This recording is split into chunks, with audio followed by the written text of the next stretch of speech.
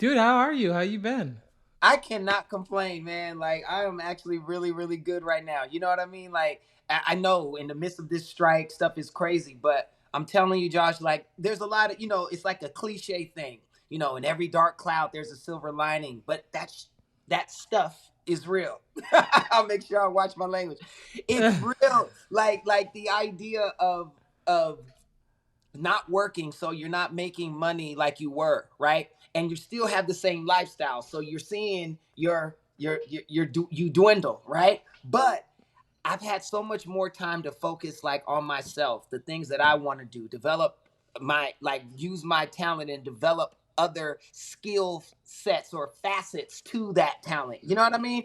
Yeah. And that I wouldn't have done if I'm on the grind, on the set, working, moving, traveling, like you know what I mean? So it's a real breath of fresh air, like to be able to take a knee and not feel bad because your business is at a stop. So it's better than just sitting there twiddling your thumbs. You know what I mean? Like really finding stuff that, developing, like I said, developing my own things and staying creative, which I love to do. Is like storytelling is my life. So, Uh, it's been phenomenal. I've seen every movie that comes out now. I got all the time in the world. You know what I mean? I'm watching all kinds of shows. It's just great. It's great for me. I love that. It reminds me of during the pandemic. Before the pandemic, I was directing music videos and doing photography, but I was doing like 4 music videos a week. I was doing like 40 to 50 photo shoots a month, and I was killing it business wide, but health wise, I was destroying myself. And then Mm. when the pandemic hit, it was like, I know, it was terrible and stuff, but it was like the greatest thing that ever happened to me because I was able to really concentrate on getting healthy. And I ended up losing 130 pounds, Wow. um, learning about food and working out. And it was like being forced to really take time for things that were important as opposed to being in that like rat race. Hmm.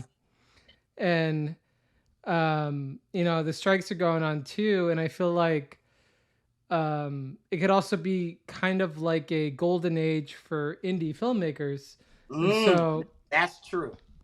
I'm getting ready to make my first movie, and I'm an indie filmmaker. So for me, I'm kind of like, a lot of people are available right now, and so I guess it's all how you look at things. And like, don't get me wrong, like I 100% agree with the strike, and I think that things should be structured in a fair way, and but I also am like more power to indie filmmakers. There's so many incredibly talented artists out there, and part of the reason I want to do the podcast is I um I have a lot of friends that are really talented, and I noticed, especially in LA, one thing that I would see that would be the death of an artist is when they were an individual and they kind of like saw everybody else's competition.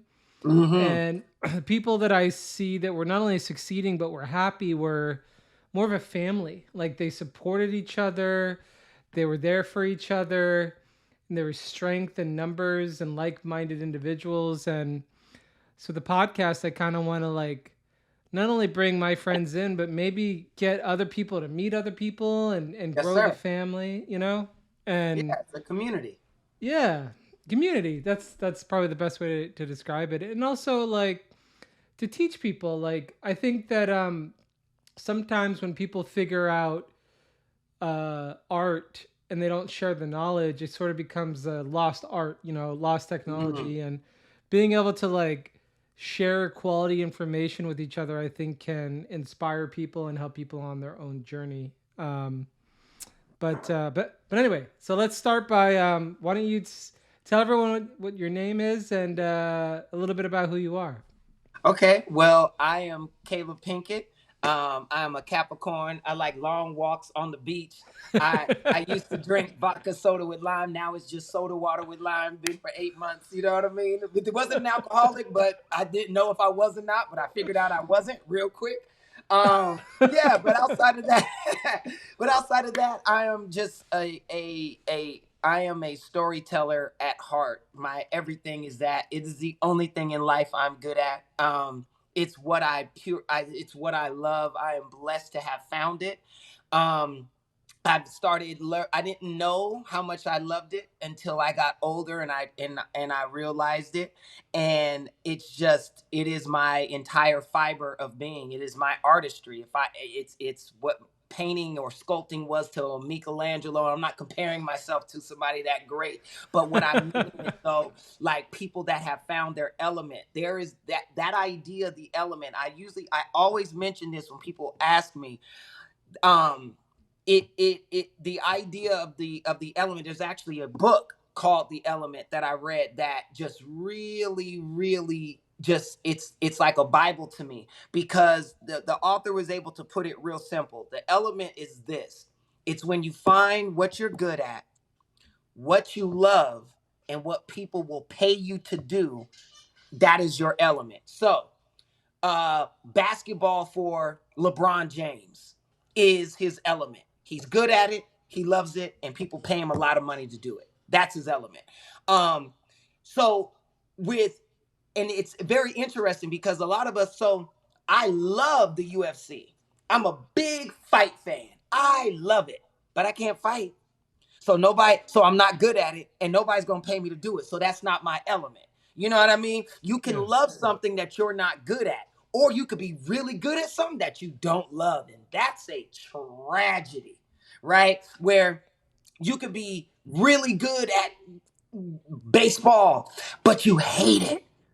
And it's like, so it's torture to play it to earn the money that you get because you really don't want it. What you really want to do is be a bass sports fisher or something like that. You know what I mean? And you just never did it because you were like, I was so good at this and everybody pushed me to do that. So I did it, but I never really loved it. So that is not your element either, even though you're good at it and people will pay you. All three have to line up. You need the trifecta. You have to love it, you have to be good at it, and people pay you to do it. So for me, Interesting. yes. So for me, my element is storytelling, right? And the beautiful thing about storytelling is that there's many facets to the medium. So I can tell stories by doing this, like just talking in front of a camera. I could tell stories by writing a book. I can write a novel. I can make a movie. I can make a TV show. I can teach history class. I can teach English, right? Like, that's all storytelling, or a Bible study. It's all storytelling. It's just what medium do you gravitate to in order to get your stories out. But there's really no different. I could make Broadway plays. Like it's all the art form of storytelling. So for me, I chose film and television because it was the medium that my mentor taught me into of how to develop my natural ability for storytelling, right? So it's a family business. So my brother-in-law, when he was showing me how to do all of this stuff, he was like, well, you're going to learn how to tell stories on my projects. Right?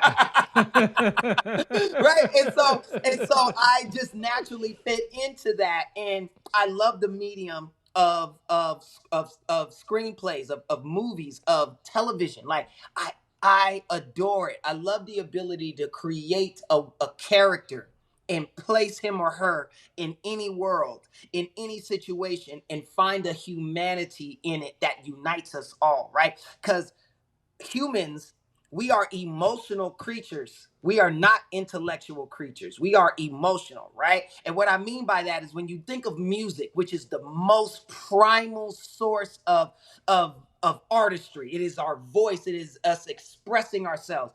The more simple, the better. Any song that you love, it's the hook is simple, the chorus is simple, you get it. It's something that makes you feel it on the inside. You know what I mean? Anything that's too intellectual, we check out. We Yeah. can't, we can't, because we can't emote, because it Emotion is simple. Emotion is simple. This girl broke my heart. So because of that, I feel sad. We get it. You know what I Yeah. mean? Or you're gonna do this or that, but it's based on a emotion that happened. It's never intellectual. So, which is why Donald Trump is so powerful because he only rolls on emotion. He says the things that trigger you and get you going because you can use it for good or evil. And I got a whole other thing about that and how I feel about those things because I think they're one and the same and just intertwined. But that's me. I'm a weirdo. Anyway, but the point the point I'm making is that emotion is everything. So with storytelling, that is my job as a storyteller to make you feel, to affect you and infect you, right? I'm not here. The lessons you learn through the emotional journey, not me trying to make you think this way or shit. There's people that do that, and those are their own things. I'm not a storyteller that's into that. I much rather present a question and then let it play itself out on the emotional level so the Yeah. audience stays engaged. You know what I mean? So Yeah. that like again, it's what I love to do. So I I couldn't be love that. I, happier. I remember I was doing a short film last year, and I was in the post production on it, and I was lucky. Our composer was a 2-time Oscar winner, and I would complain about these barriers that I was running into, just venting to him because we kind of became friends, and he would always be like, "Oh yeah, I remember when I was doing Brokeback Mountain, and the director was running into this, or I was like, oh, I want a song in this part, something kind of like this Johnny Cash song." He's like, "Oh, I worked on that album, and with Johnny Cash," and like he had all these crazy stories. But one pinnacle thing happened with him while I was working on it that changed me forever, which was it finally hit me as a director. My product is emotion. Yes. Everything that I do, all of the technical things that come together is just for the stock and trade, my product, which is emotion. And it was like this explosion, and then everything changed, and it was like such clarity. And like you said, simplicity. I remember watching an interview with Hans Zimmer, and he just was like, "It's 2 chords, it's 2 chords, it's 2 chords." Like he just kept trying to bring things back to simplicity and emotion. So I love that Yeah. you said that. Yes, yes, sir. Because that's what it is. That's how we interpret things as humans. It's people can tell you, don't touch the fire, it's hot. But no lesson is better than when you touch it and say, "Ooh, you're done. You got it." It's the best lesson ever. You know what I mean? So that's the difference between emotion and intellect. Somebody can tell you something and you intellectually understand because Yeah. it's hot and it's gonna burn and you won't like it and okay. But emotionally you learn and you like, man, don't you touch that fire. I know. You know what I mean? You speak from a different side. You just explained to me every girl that I ever give advice, like dating advice to, and then doesn't listen to me, and then goes through and then gets destroyed, and then learns the advice because they experience the That's emotion. right. I never thought about that before. Oh, it's the best. It's the best teacher. That's what they mean by experience is the best teacher. Experience means you went through it. You experienced that thing. You know what I mean? And that's the greatest teacher. We just hope it doesn't do something to maim you or hurt you forever. You know what I mean? And sometimes those things can, but that's how we learn. So as my mom would say, some of us are very hard headed and you got to learn that lesson. Yeah. It's interesting when I first met you, which was at a UFC event, and I only recently became obsessed with UFC, and that's a whole other conversation. I'm upset. It's incredible, but for the longest time, when I met you at the UFC event, I thought you were a comedian because you were so fucking funny. I was dying laughing all night. I was like, that guy for sure is a comedian. It wasn't until later that I learned that you were a producer. Um, But the whole night I was just like, this guy is definitely like a stand-up comedian, something. Because I don't know if you remember that night. It was at Jesse's house with Yep, Marty. Marty, yeah, and all those guys. And I think I was near you, and I at one point stopped watching UFC, and I was just watching you because your commentary was killing me. Um, anyway, and then later I found out you're a producer, and when I first got into the industry, I I didn't know how to get into it. You know, I didn't know anybody, didn't have any money, and I met a director who was doing some big projects, and he was a photographer. And I lied to him, and I was like, "I'm the best producer in town," and he was like, "Amazing! I want you to produce a music video for Incubus." And I was like, "No Ooh. problem." Um, so my first project was doing this music video for Brandon Boyd from Incubus, and the director would be like, "I need you to find a key grip," and I'm like, "I know the best key grip in town." And then you go to Google, "What's a key grip?" How you do it? but but I ended up pulling off the music video. I saved them a lot of money, and then I produced a short film, and then a small documentary with a band called Band of Horses with the Beach Boys up in Big Sur. And the thing that I learned about producing was it is a hard fucking job and one of the Yes, most sir. misunderstood jobs out there. I Yeah. think in film industry, producing is the most misunderstood, and then directing. Yeah. Everyone thinks they could be a producer and they could be a director, and a good producer is one of the most valuable things you ever find. And so right before we did this, I looked you up because I wanted to understand like what you produced, and I learned a little bit about your story. And one, when you're talking about your brother-in-law, I didn't realize it was Will Smith, Mm-hmm. and your sister is Jada. Mm-hmm. And learning about the history of how you got into producing um, made me respect you so much more because one, I had to screenshot all the books that you had to read because Ah, I only read a couple of those, and I was like, wait, there's more that I can read about story. man. Um, like you went through like boot camp and then special Yes. forces training for the movie industry. And then on top of that, to produce a film or a show in itself is a miracle. But to produce a show and a film that's a success is like Unheard winning of. a lottery within a lottery. So like the fact that you wanted to do something, and I think the greatest quality of a producer is the ability to take something from beginning, and no matter what barriers get in your way, you always take it to a completion. But That's the right. fact that you did that and then made that a success is so rare, so rare. And so I have a quite a lot of respect for you, not just for that, but also for your six pack.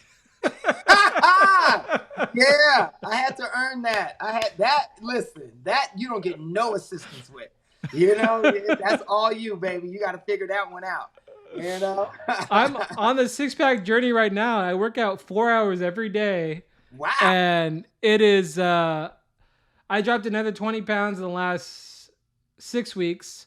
Good. I think I got about maybe 15 more before I get the six pack, but that last 15 is harder than the first 100 pounds. Easily. Yeah. Yeah, That's how it just is.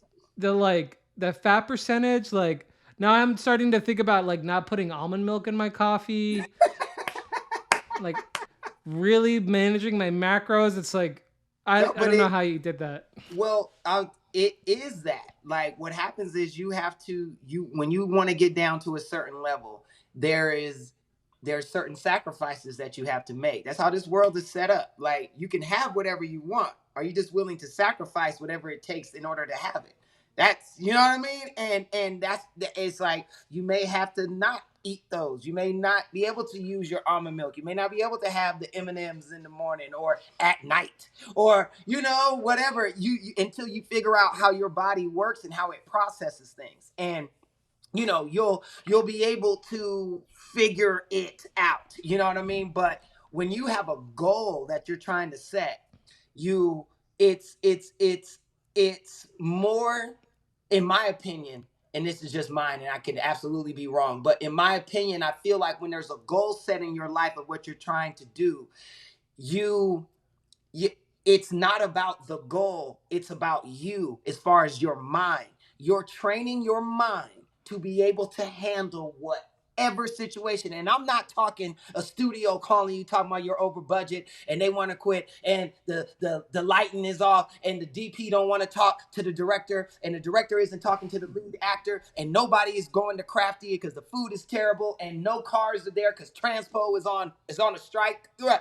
Like, and you got to figure all that out. That stuff is what it is. But this stuff trains you to be calm in the storm. I'm talking about when you got to deal with stuff that really means something, like somebody in your family that you love dealing with something sick, like something happening, and you see their mortality and you could lose them. Being able to stay locked in and stay focused and stay strong for the people around you because it's time. Right? That's what the training does. It trains you to endure that, not to look good with your shirt off. That is a byproduct of it. Yeah. But what you're training is the ability to sustain, the ability to sacrifice, the ability to be like, I know I'm tired, I haven't gone to sleep, but I can't go to sleep because I got to make sure I'm here because they need me to do this and do this and do that, right? And you can do it. Your body kicks into another gear because it's used to that, right? Yeah. That's what you're training, right? You're training you as a weapon, as a yeah, as a piece of armor for yourself to be able to dive into any time. And once you accomplish a goal, you make a pact with yourself where you know you can trust you no matter what. And you'd be Yeah. surprised, Josh, a lot of people don't believe they can trust themselves. Like I got friends that'll say, oh man, I'm gonna get in shape, and they never do, right? And it's not that they're not successful, they do things, but there's always just one click underneath that they know they can't really trust themselves when Yeah. it comes down to it, because they can't stop themselves from doing something that they know they shouldn't do to accomplish the goal that they said that they want, right? Yeah. So in life, that's what it is. And it's not about, and I'm not saying that somebody who does that, it can't be the most successful, the richest person in the world. I'm not talking about that. I'm talking about really being able to trust you. You know what I Yeah. mean? What you have is not, it's there, a piece of that is an offshoot of who you are, of course. But what I mean is like um it's you, when you're in those physical situations, you are training the warrior inside of you that nobody can ever take away, and it's a warrior that will be there for you throughout your life for until the day you leave this world. so Yeah. so for me, when I was doing that, I thought I was doing it so I could get a job and Will would help me and all that. And he was telling me, no, I'm doing that so your ass has the power to endure.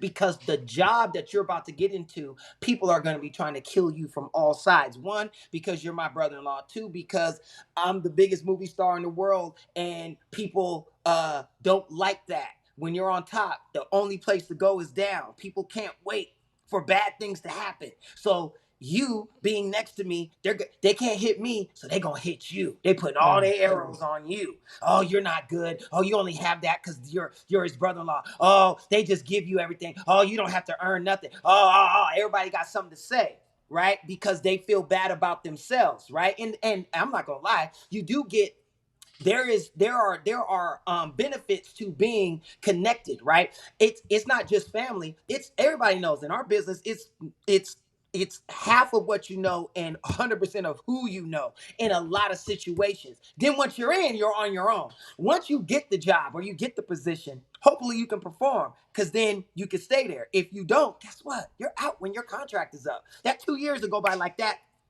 And they're like, oh, moving on, right? Yeah. That's how it is. Nobody can do it for you. So you have to make sure that you can trust yourself. And the physical part is so important, not to look good, but to train this.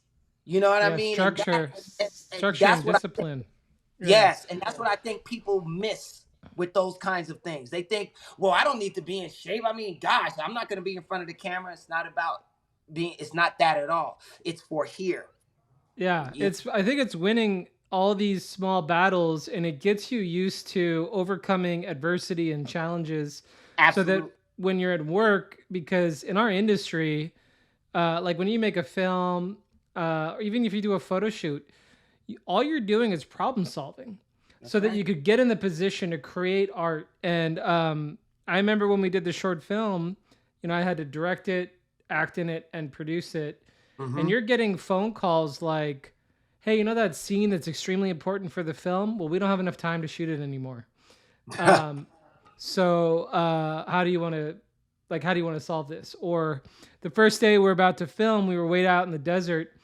We're staying in an Airbnb, and I wake up and I'm FaceTiming, running lines with a friend, and the SWAT shows up across the street and they fucking bust the door down and they're dragging people out with guns. And I have all of these people that have flown into town to shoot this film just terrified. And we have to be like, okay, cool. Well, now we have to go on set and make this happen, or the food's not getting here or whatever. But going back to working out, the more I work out and the more that I love myself enough not to eat that bad stuff, but to give my body the fuel it needs, and I win these battles and I have that energy and I have that mental clarity, much better artist, much better producer, much better problem solver. But it really is creating a structure. And it was like, I don't know what the quote is, but it's like discipline breeds freedom. Mm-hmm. Absolutely. And so I loved obviously I'm dedicating a lot of my life to health. So when I saw the six pack and then how you went through like the work and then you earned it and then you proved yourself. I know lots of people that know tons of people who don't want to get up and they don't want to put in the work and they will criticize other people all day. And you know what? They're not doing the work. Um, and I've had people like, oh, you're so lucky. Like your life must be really great. And the reality is, I'm up at 3 in the morning. I'm working my butt off. And I'm like, hey, you could come do this too. In fact, come join Right. me. And some of them will start and they'll give up and they'll leave, and some will be like, oh, okay, and they'll stick with it, and then they'll have their own career and they'll understand that it's 1% glamour and 99% grueling hard work. One uh, thousand. but so going back to the producing, can you tell me a little bit about just your journey from like the beginning up till now in terms of your producing and all of this content you've been creating? Well, it's okay. So, I started off with an idea. I had an idea for two movies that I thought would be cool, and I pitched them. And my brother-in-law was like, "Okay, I think I'm gonna help you like learn how to do this on a high level because if you came up with that on your own, you have a natural ability, because I know I didn't help you." And my sister was like, I ain't help him either. So he was like, all right. So there was that. And like for me, everything when I first started, I was like, I would be in the meetings with the highest level, because at the time Will was the biggest movie star in the world. There was no debate who was the biggest guy. And I would be in those meetings and I couldn't even speak. Like I'd have to sit there and be quiet. But again, that's why there's that saying, you have two ears and one mouth for a reason, right? Listen twice as much, right? Yeah. And I got to, and I'm hearing the biggest people in the world, the smartest, the most famous actors and directors and writers and studio heads, and you realize real quick that everybody, like, they they know, they're smarter than you at that time, but it's not like they just are just genius, and you can never amount or compete or be in part of that. Like you realize real quick, like, wait a minute, okay, like I actually can sit at this table. Like I had that note. I was thinking that, actually, no, that probably wouldn't work. This is all in your head. You're not saying anything because out of respect, you know what I mean. I was only 22 years old. You know what I Yeah. mean? Like when I started. So I'm 43 now. So this is 21 years ago.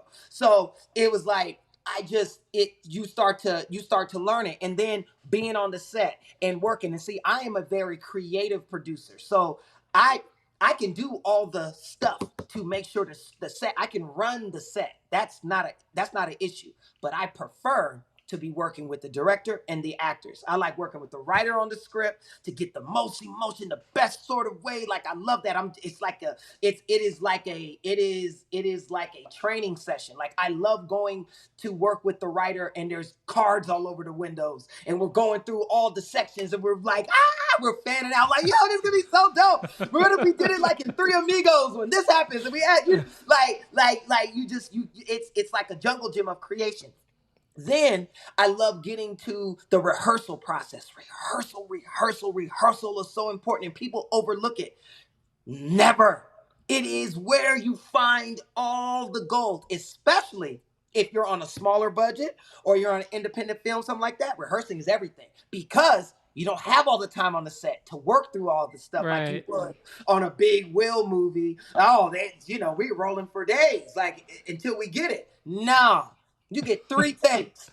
You know what I mean? So that means you better rehearse. You better have that stuff down. All the ideas that you may have wanted to work for, find it in rehearsal. So when you come to set, you got a couple. Hey, remember that thing we were working on? Yeah, let's okay. And you start talking and getting into it. But again, that's my area. That's what I love to do. So I like to make sure that everything is rolling smoothly. And that's why I'll produce with people that I know are great with those things. So I can say, you go talk to Transpo. I'm about to go over here. We're about to go and talk about this thing. Because one of the best piece of advice my brother-in-law gave me was, he told me, no matter what happens, always remember this. Nothing matters outside of action and cut. I don't care what's happening.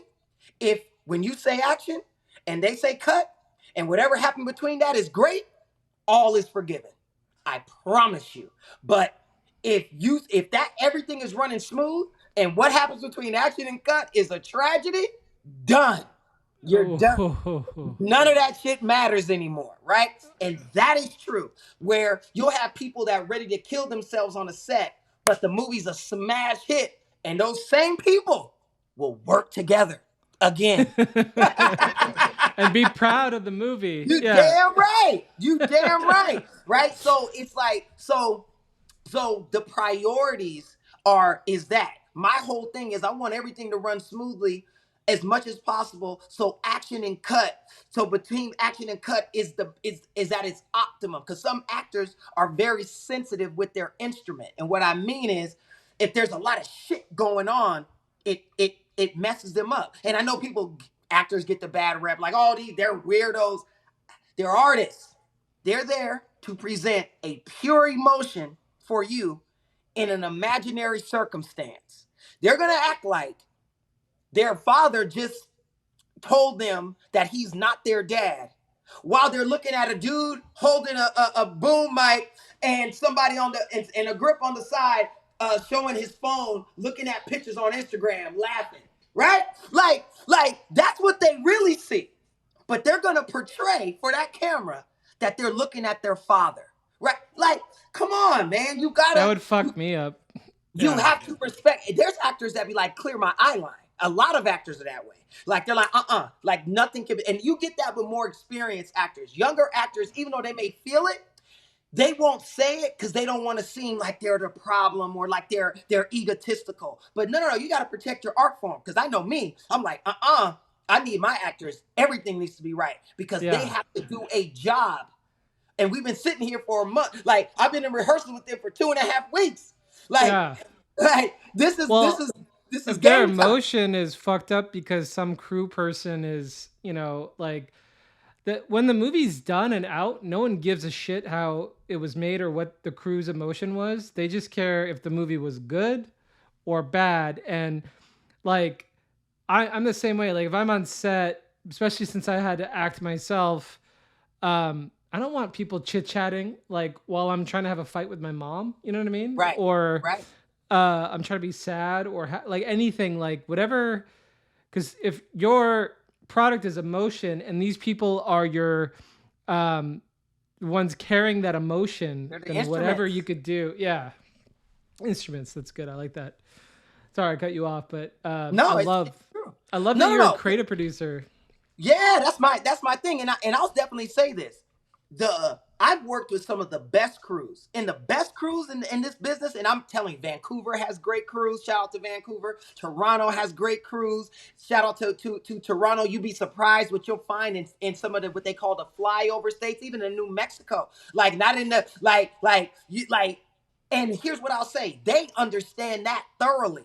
Like they are respectful of that because they understand it and respect what's happening, right? Sometimes there's people that don't, but for the most part, it is that. And my thing is also as a producer, I'm very so like my crews, I love my crews because I know there's gonna come a point where I need them to do more than what they signed up for, right? I may need you to go over some hours. I may need you to we're gonna do a French, we gonna do the Frenchie for lunch today. You know what I mean? So you're gonna eat while you're moving and we're not stopping and all of that. So what that means is I know I know we were supposed to wrap at 7, but it looks like we're gonna have to go to 10. But don't worry, there's a coffee truck, 100 pizzas, and and it's like everybody's like, you take care of them. You know what I mean? Yeah. Friday nights after rap, hey, everybody good? We all going to the local blunt, drinks on me, whatever. It's really on the studio, but I'm gonna take the credit and we gonna go and we gonna make this happen. But it's so everybody gets what it is that they need. So I get what I need, which is the best product possible. I Like love for that. the money that I'm asking that I need in order to accomplish that feat. So it is a push pull and a give and go with everybody. But the most important thing as a producer for me is my relationship with my director, my DP. Oh, people underestimate the DP. How important the DP is to the producer. And of course my actors like I need them to have everything that they need to deliver that magic, that artistry. You know what I That's mean? That amazing. yeah, man. I love that. I also, to me, like, having have dealt with a few different types of producers, you're like the director and actor's dream producer because you're really there. You have their back, and um, I I honestly feel like if you really have the back of the director, the DP, and the actors, you are setting up for a much higher chance of making a great film. And why don't you can you go over some projects that you produced? Oh gosh. Okay. So like After Earth was like my first big movie that I was like the producer on. And that was a heck of an experience. You learn a lot. This was literally That was a okay, you want big film too. yeah. Great film. You want to learn to swim? Yeah, cool. Just throw you in the water. He'll figure it out or he'll die. It's going to be one of the two. Let's see what happens. That's what that was like. And the movie didn't perform at the level that we wanted to, but the experience, what I got, I wouldn't change it for the world. Right? Like because of how what I learned how to produce for real. I learned how to work with a director, like a real director. It was M. Night Shyamalan. This man wrote Stuart Little, and that tripped me out, right? He wrote Stuart Little, Signs, and The Sixth Sense. You know what I'm saying? Big hit movies, all of that. And being able to work with Knight was great. Being able to work with my nephew. My nephew's the star of the movie. My brother-in-law is doing it with him, right? We're shooting in Costa Rica. We're all over the world, like making it like, and you have to be responsible for all the stuff that's going on. And I mean, like a big movie like that is insane. Like we shooting for like 4.5 months, 5 months, then reshoots, then editing, which is taking another 4 or 5 months. I mean, like it was insane, right? Massive. Yeah. And I was able to get through it, and I loved it. I would have never changed it. Changed the experience. If the box office numbers would mean, oh, it could be a hit or you could change your experience, I would actually leave it the way that it is. And I know that sounds crazy, but here's why. Because what I learned, I can use for the rest of my life. I probably would have made $1 million, a couple $1 million in that movie. I guarantee you, Josh, that shit would be spent already. You know what I mean? No longer a value for me. But that experience I take until the day I die. So Yeah. to me, those things. So also, I did a movie called Charm City Kings. Now this one was me. I shot this in Baltimore, Maryland. It's about the illegal dirt bike riders and all of this, and it was a take on the Ooh. 12 o'clock boys. But I loved it. Like, we were out there in the streets of Baltimore. That's where my dad's side of the family is from. So I spent a lot of time out in Baltimore growing up as a kid. So it was like coming home, making a movie. And there hadn't been anything done like that in that city. And we went out there and we made it happen. Like, I'm so proud of that movie. Like, regardless of any people that love it, I thank you. Any people that don't like it, thank you as well. It's not about that, because when you make art and you love it, how people take it is how they take it. You Yeah. know what I mean? You be surprised how many famous writers and artists that we know today that in their day people were like, that's terrible, that's whack, right? And then 100 years later, they're like, this is the greatest thing we've ever seen. So you just never know. That's why you always got to keep the art first. Do what you feel in your heart and deliver as close to that as possible, not to make money. No, let's infect people. Let's effect people. So they Yeah. leave with an idea. They leave looking at life differently. Now, I know Yeah. people don't on the business side don't want to hear that because they're like, no, we want to make sure and I get that. But I believe if you do those things correctly, you can't help but have a hit. Like, Yeah. you can't help. And then you got to define what a hit is, because there's so, for example, Dave Chappelle puts out his comedy piece on Netflix, right? It got a 0 on Oh, Rotten but it was Tomatoes. so The good. critics said it. The critics said it was a 0, but the people gave it a 99. That's all Fuck that yeah. matters. I don't care what you know what I mean? The Like, if goat. people love it, if the people I wanted to reach, and they find it and they love it, that's all that matters. We'll figure everything else out, and it will work itself out, right? Well, So it's that's amazing too, like how art is. It's funny because sometimes the business people will try to bring logic to art, and you art can't. is not structured the same way. And Dave Chappelle was the first time I realized that he was using comedy to heal, That's and right. um, I I I learned that lesson through him, and it made me take a look at my art too. And like you were talking about people, when I got into photography, at first all my friends supported it. You know, I was socialite in LA, I had a lot of friends, and then I blew up and I was getting a lot of attention, and all of a sudden I was getting my first attacks, and I learned the lesson that, especially in photography, and I'm sure all art, but people will project their own life experiences onto your art. And so I could take a picture of an orange and somebody can get triggered and hate oranges and they hate me. You know what I mean? Like, Yep. at the end of the day, you can't worry about that. You just have to constantly keep your integrity and your voice and keep creating and be as true and authentic as you can. And I think that's the best lesson for any artist out there. Don't try to make the most financially successful film. Try to tell the best story with with emotion. Have a Um, point. yeah, and and then afterwards you could take a look at, okay, well, what's the market and all the business sides of it. But That's not like, and that's a different skill set and job. Marketing is an art form. I don't care what anybody says. Anybody that tries to act like marketers are like suits or something, they've lost their mind. The idea of marketing is all emotion. It is human psychology and emotion. How yeah, do I make something look away to make somebody have to go see it? So in one of my favorite limited series that I watched while I've been on this vacation was The Offer. And it's about the making of The Godfather. It's the story behind how they made The Godfather. oh, It is phenomenal, right? But one of the things in it is when the movie comes out, they have a meeting about the poster.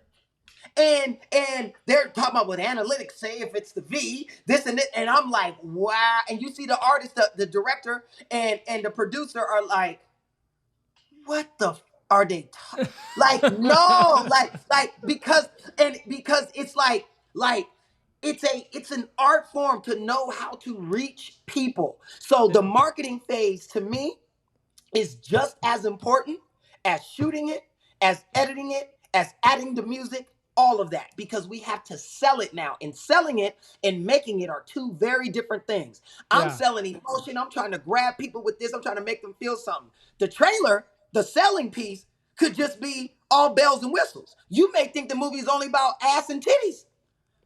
They're doing that so kids, so people go see it. But then when they go there, what I'm delivering them is a real movie. It's an art piece. So they're watching it like, yo.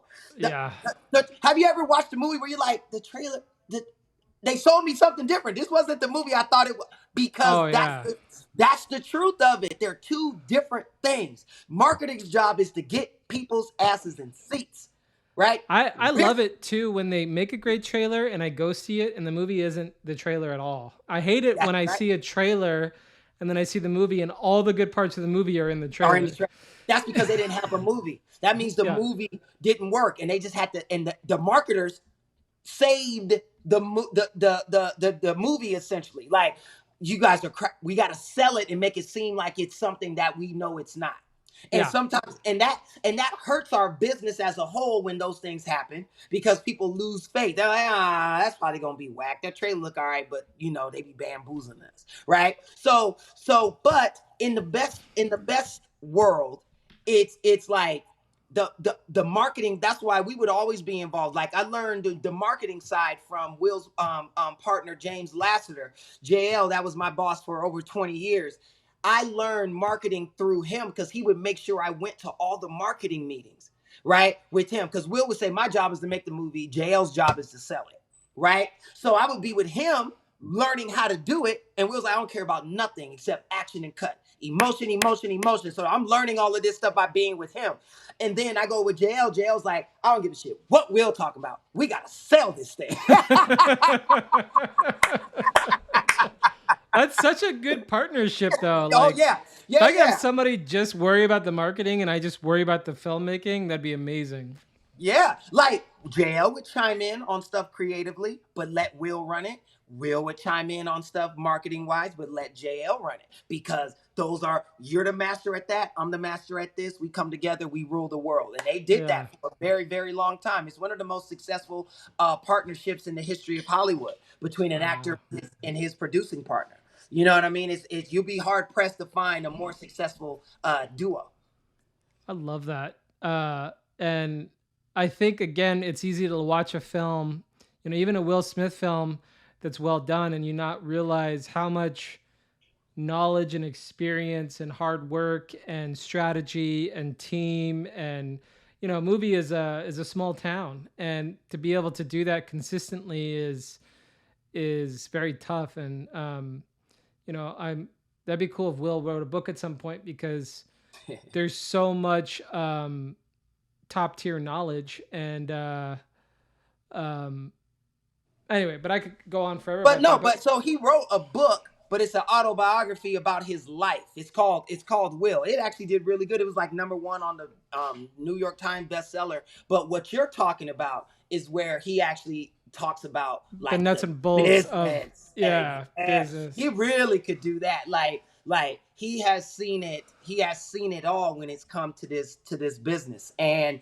the immense knowledge that he has gained from this. You know what I mean? Like, a lot of those guys. Like, I wonder, what Tom Cruise would say, what Denzel Washington, would a Christopher Walken, would a Robert De Niro, right? Like coming from a time where movies were all filmed to where you go to digital. Robert De Niro was making movies when he was choosing between VHS and Beta.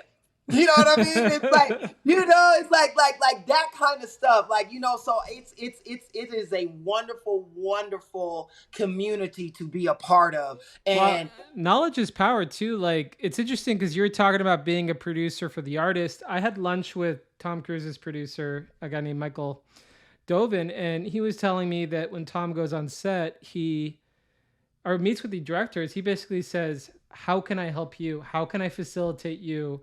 And they really build a team around supporting the director. And I think that it's going to lead me to a controversial question, which is, um, back in the day, they used to really support directors, and then something happened where it seems the studios have shifted to these suits that have these formulas that don't necessarily work, and and going so far as even ruining movies like Suicide Squad. The first edit was incredible, and then the studio came in after Deadpool came out and Guardians of the Galaxy, and they tried to make a movie that was already dark and really incredible and re-edit it to make it into a comedy, and ultimately destroyed it. But what would be your opinion of why so much not good movies Mhm. and TV shows are being made today, to put it nicely? Well, I would say it stems from one trying to microwave the creative process, meaning they have a great idea, but they're not letting it mature, right? It's you st- thing about art, it can't be microwaved. See, that's the part where the business they're trying to figure out how to get it on an assembly line. That's why you get all these formulas and all this stuff. That's why the business chases. They don't innovate. They follow. So somebody comes out with something that works. Now the next 8 movies are trying to be that. It's like, no, that is Interesting. its own thing. Find the next thing, right? That's why all the remake, the going back to the old film, which I understand and they're great. And people will say, oh, well, your show Cobra Kai. Cobra Kai is not a remake of anything. It's actually it's the continuation of a character, right? But it's that. Now we did remake the Karate Kid with my nephew, right? And those things, hey, that's what it is. You can do those things, but when everything becomes that, but the reason why it's not because there's no stories. No, the business is saying the reason why they keep doing that is because nobody wants to go to see anything that's not that's original. You don't want to go see a movie that don't have a book, or wasn't a New York Times bestseller, or wasn't a hit when you were 6, right? So like like we're not getting a Chinatown. We're not getting like because they won't allow it. I'm sure there's writers right now that got that next level stuff that will never get made because nobody has heard of it. There's no IP, right? Right. So no, everybody's scared to miss. And Yeah. there's a saying, my cousin, rest in peace, my cousin Tony, he used to always say, scared money don't make money. And that's an old street hustling idea, but that's the truth about life. Like, how you gonna be in a business to make movies and you scared to make them? Yeah. If everybody don't already know about it, like like that to me is what hurts us. Not saying we can't do it, but everything can't be that. like Right. like like I have a friend that works for he's a buyer, and he was telling me, we were together the other night, and he was like we're not in the business of giving chances to anybody anymore. He said, heck no. If it ain't John Ridley and Tom Cruise, it's a pass, right? He was being funny, but like, he's like, ain't nobody new coming up in here, especially not now. After this strike, man, please. like this killed the artist chance, right? And Yeah. so because the whole thing is just about the money making part of it, right? And so it will always work itself out because this is the nature of the beast. There's the union of opposites. This is the way the great creator created this world. It flows in and out. So right now it's going to be that, but may not necessarily be that tomorrow. So Right. all I can say to anybody: Maybe create. we'll get that golden age of indie filmmakers. Like in the late '60s when this last time this happened, the studios had all this power, and then they're crumbling. It spawned the '70s, and you had all these great indie filmmakers come up and make all these iconic films, and so that's kind of what I'm praying is going to happen. Is again with the community and the family is like I'm talking to other filmmakers and I'm like, how can I help you? And can you help me with this? And let me help you with this. Oh, you need this? Well, I know this person. Let's band together. Instead of all trying to be individuals, let's have a community. Let's have our own soldiers, our own sort of special forces going off and making these films, and especially if you find like-minded people that are like, uh, um, I remember I produced a short film for Robert Rodriguez, I think 2 years ago, and afterwards, before I made my short, I asked him a bunch of advice, and one of his things was like, well, make the movie that you would want to go see. Like, what would you pay That's money so to go true. see? You know what I mean? That Like, is so true. and I was like, yeah, well, I'm not like, why am I trying to fit all these formulas? Like, I Because think that's it'd what be, they tell you. If you want to yeah, get that made, you better, as they call, check these boxes. I'm sure you've heard yeah, that phrase. Check these boxes, right? That's not yeah, how art works, right? yeah, I understand. I love the formula of Save the Cat. I love it. I think it's brilliant. But you can't do everything like that. Sometimes you might have a first act that's 35 pages, not 25. It's 35. yeah, Right? Like it is what it is. You may have a second act that's not 60, it may be 45 pages, right? But you may have a third act that's 50 pages. You do not know. The, yeah, the thing is this, as long as you keep the audience entertained, it doesn't matter. Nobody cares. Case in point, Rocky. Anybody that's watching this, go watch Rocky, the original Rocky. The first act is 45 minutes. It's 45 minutes, but you wouldn't even know because you don't care because you're locked into the character. You're yeah, locked into the world. He got you. So yeah, it's 45 minutes before he accepts the mission. yeah, 45 minutes. He's chilling. He's going around breaking arms, getting called a bum, saving little girls from stuff. Like Rocky doing all kind of stuff before he actually jumps onto the task. yeah. You know what I mean? And I it's love and it's that. and it's one of my favorites because it's so brilliant. It's also one of the only movies where the character has you think you know what the character's want is. He didn't even give you his want. That is like storytelling 101, character want up front, right? Yeah, You don't even get it till the top of the third act. You think it's to beat Apollo. It is not. Rocky's goal, his want, is to go the distance. Because if he could go the distance with Apollo, it means he's not a bum, which everybody's called him the entire movie, but it really means his emotional journey for him. It really means he's worthy of Adrian's love. If I can go the distance with Apollo, that means this woman, I'm worthy of her love. That's why at the end of the movie, he lost. You don't even, it doesn't matter. He's telling her, get out of my way. He's screaming, Adrian, Adrian. It becomes a cliche. He's screaming, Adrian. And he says, I did it. I did it. And she's at home and she's clapping and she's crying and she says, I love you.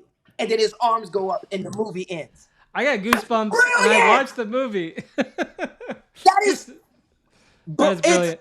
Emotion. perfection. Yeah, Yes.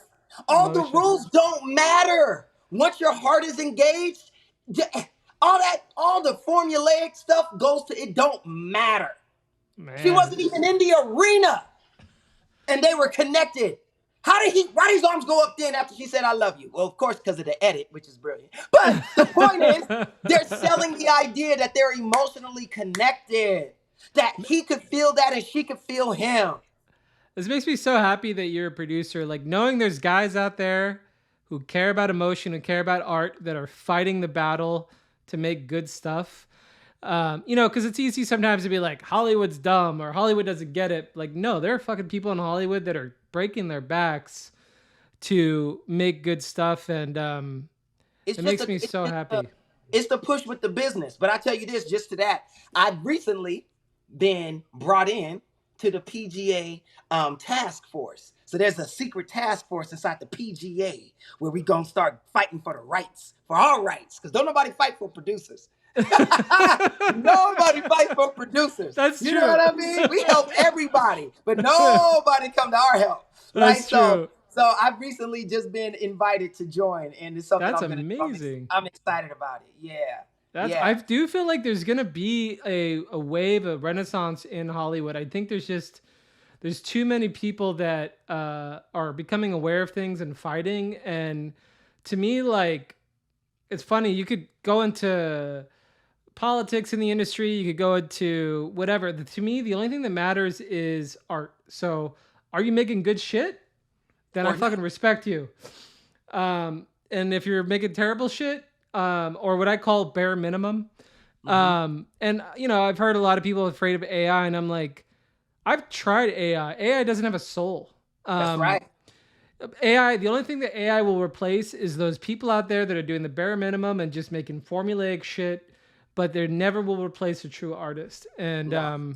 so I have a lot of hope. I've been talking to a lot of friends that are making some great indie stuff, and I do think, another thing too with movie theaters, like Oppenheimer and Barbie saving, box office, Top Gun 2 last year. Yep. Um, I do think that there is a lot of changes, but at the end of the day, the audience knows what's good, and so anyway, I'm happy that you're out there producing and making good shit. So what's next for you as a producer?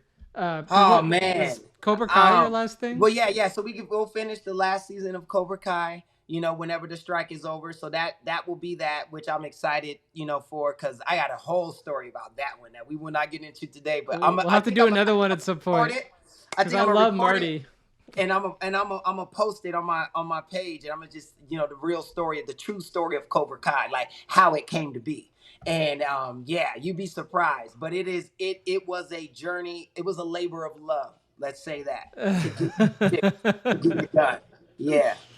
Yeah, that's amazing. I did a trip with Jesse and Marty and some guys. We went to Arizona. And we lived as cowboys for a week, and every night there was all these people. We would watch a different old western movie, and like people in our group would be in the movie. You know what I mean? Like one Wow. guy was like a bad guy from The Good, Bad, and the Ugly, and I remember I was listening to a country song, and this girl was like, that's my song, and she was some Wow. famous like country singer from the '70s, but.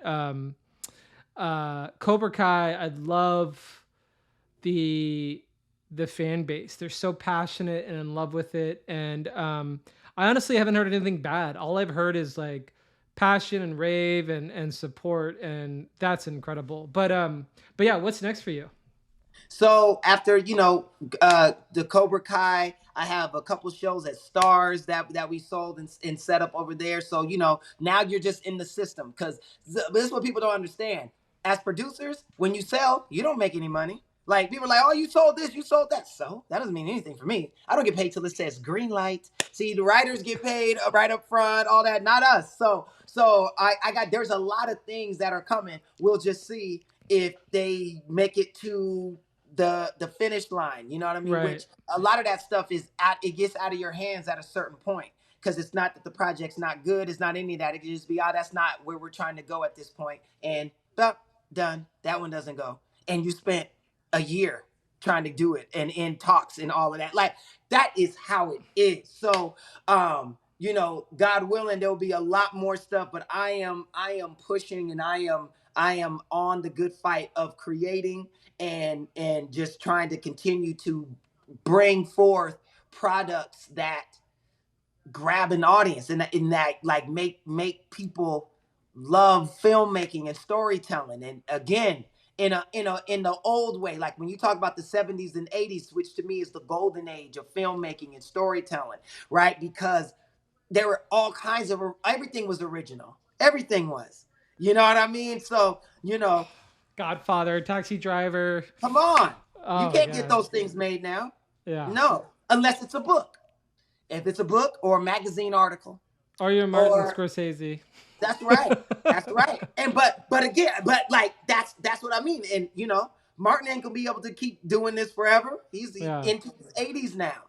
You know what I mean? It's like who's like you gotta allow these next guys to come in, which is why I'm gonna say this before we go. 'Cause I know we gotta go. But Christopher Nolan, I love what he just did with Oppenheimer for this. I understand the controversy and all the stuff that Oppenheimer, the man, may have done and all that stuff. Now, I'm not getting into any of that. I'm strictly talking about the story, the movie. Yeah. I saw it said 3 hours. And I said, I know Nolan could have took 30 minutes out this thing. Right? Right? That's what I thought. Right? I said, come on now, man. Come on, don't do that. Don't be gratuitous. Because sometimes there's directors that, they wear, I call it the proverbial ascot. And Yeah. they're like, I'm a I am an director. artiste Yeah. and it's going to be this and I do not care. Right? I Yeah. love them, but there's some that are like that. So I felt Nolan might have been on his ascot. I watched that movie. I was engaged for 3 hours. I didn't notice how long it was. I said, Oh, that was brilliant. Like when it's long and I don't recognize it, man, I've seen a 90-minute movie where I'm like, Jesus, how much longer?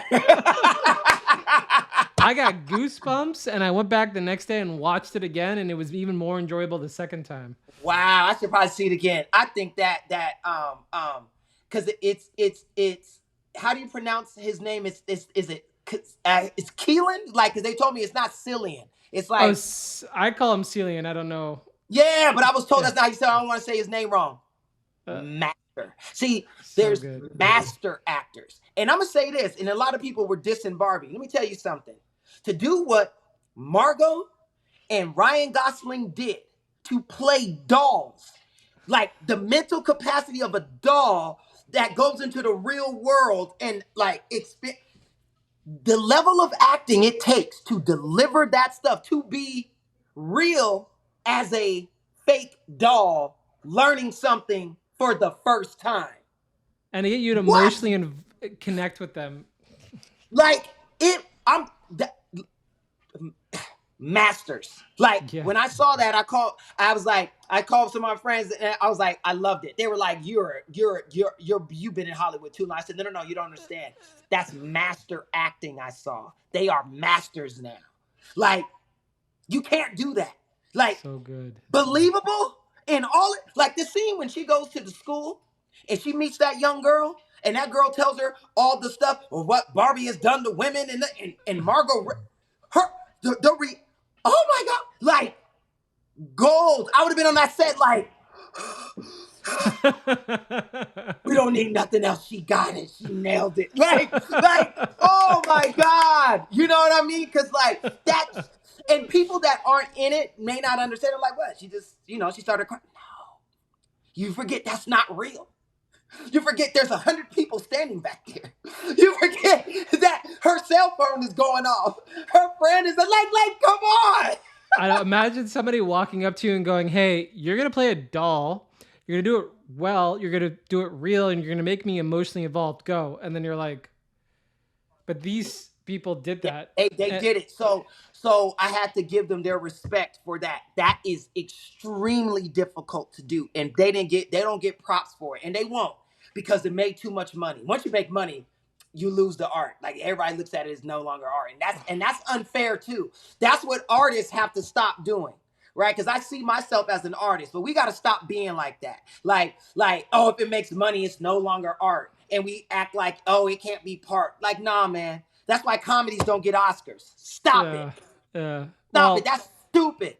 Like, you know how many great comedies there have been? Like, you don't think Planes, Trains, and Automobiles should have been nominated?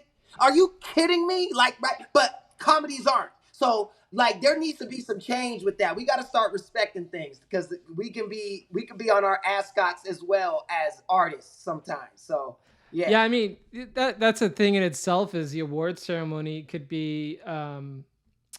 Like I used to think the award ceremony was about talent, but when I entered my first short film into film festivals, I realized they only cared about two things: is there anyone famous in it, um, and how will this film benefit our film festival?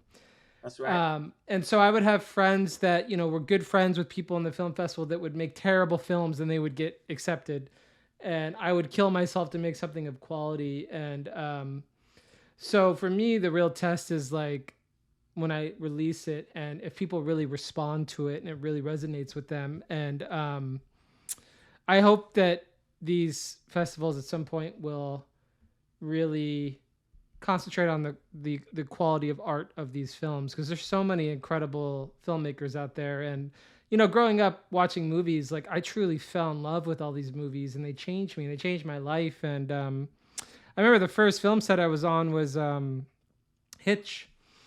Um, Wow. oh no, not sorry, Hancock. Oh, Um, wow. I was a kid on a bike and Hollywood Hmm. Boulevard, and they were shooting this scene where they're beating up the street and stuff, and I was like, "What is this?" And then later I saw Hancock, and I thought it was such an incredible film. But to me, art and filmmaking is so important. I'm so in love with it, and I want there to be. I didn't realize that the 90s and the early 2000s I was taking things for advantage, because you could always open up and be like, oh, there's all these good movies playing, and I want to see this one, I want to see this one, and now I'm like, well, the next good movie's in 4 months. You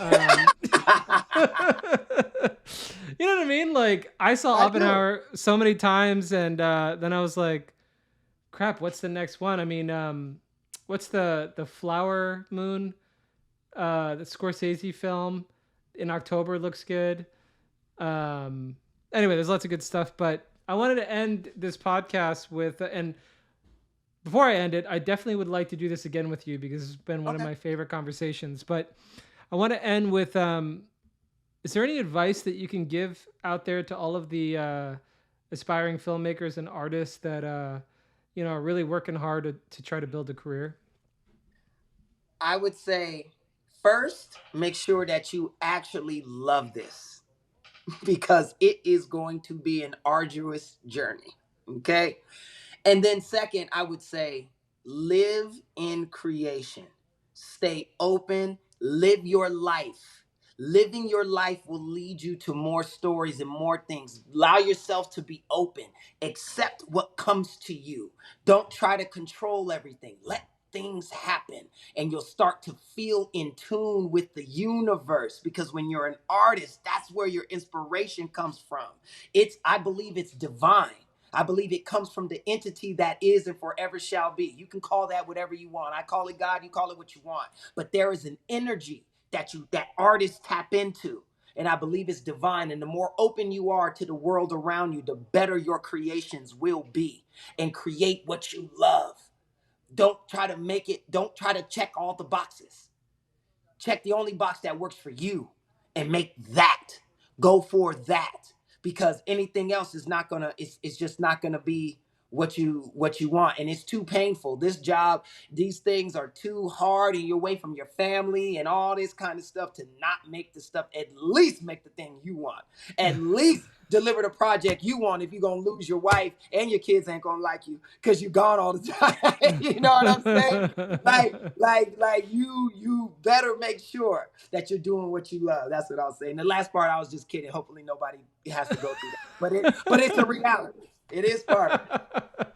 Wow, man, that is such good advice. And I'm so honored that you took time out to do this podcast. Thank you so much. And I can't wait to see you when I'm back in LA and hang out again. Yes, sir. Would love to.